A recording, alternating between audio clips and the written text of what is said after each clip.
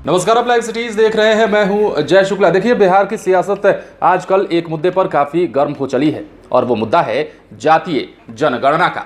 इस मुद्दे पर केंद्र सरकार के इनकार के बाद नीतीश कुमार ने कल अपनी बात साफ कर दी।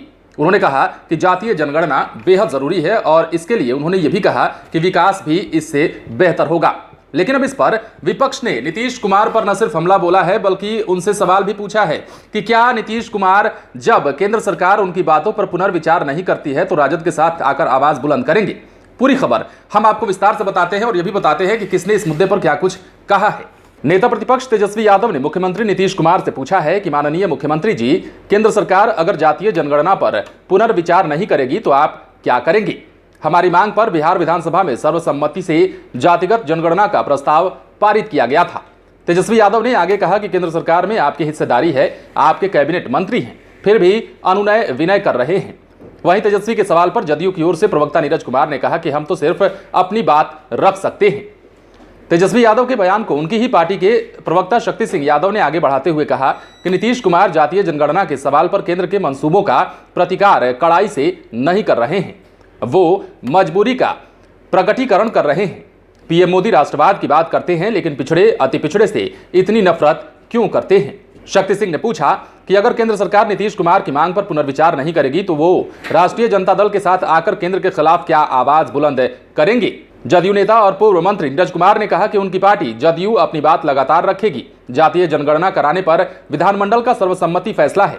उन्होंने ये भी कहा कि हम तो सिर्फ अपनी बात ही रख सकते हैं। बीजेपी के प्रवक्ता प्रेम रंजन पटेल ने कहा कि पहले भी संसद में जातीय जनगणना का प्रस्ताव आ चुका है और खारिज हो चुका है। 1931 में पहली बार जातीय जनगणना हुई, उसके बाद 1941 में नहीं हो सकी। 1951 में प्रस्ताव आया तो सरदार पटेल ने यह कहकर कराने से मना कर दिया था कि देश का ताना बाना खत्म हो जाएगा। कोई राज्य प्रस्ताव बनाकर केंद्र भेज देगा तो उसे मानना संसद के लिए बाध्यकारी नहीं हो जाता है। उन्होंने कहा कि जो लोग जाति भाषा से जुड़ी क्षेत्रीय राजनीति करते हैं वही इसकी मांग कर रहे हैं।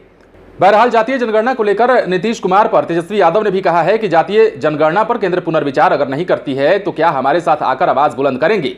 तो इस बात का भी जवाब जदयू ने दिया और कहा कि हम तो सिर्फ अपनी बात रख सकते हैं, लेकिन विपक्ष इस मामले पर लपकना चाहता है, इस मामले को पकड़ना चाहता है और ये संकेत देना चाहता है, ये बताना चाहता है नीतीश कुमार को कि आप देखिए केंद्र में है, कैबिनेट मंत्री भी आपका केंद्र में है और ऐसे में आप बिहार में सरकार के साथ भी है, एनडीए सरकार का हिस्सा है और खुद मुख्यमंत्री हैं बिहार के। ऐसे में आपको केंद्र के सामने झुकना पड़ रहा है, अनुनय विनय करना पड़ रहा है। तो ऐसे में अगर जिस बात का आप जिक्र कर रहे हैं, कह रहे हैं कि केंद्र को इस मामले पर पुनर्विचार करना चाहिए और यह भी कह रहे हैं कि जातीय जनगणना जरूरी है, लेकिन अगर ऐसे में केंद्र सरकार इस मामले पर विचार नहीं करती है, आपके कहे अनुसार अगर पुनर्विचार नहीं करती है, तो क्या आप राजद के साथ आकर इस मामले पर अपने आवाज को प्रखर करेंगे, अपनी आवाज को बुलंद करेंगे? ये पूछा है राजद ने। विपक्ष के नेताओं ने साथ साथ तेजस्वी यादव ने भी नीतीश कुमार से यह सवाल पूछते हुए काफी व्यंग भी किया है।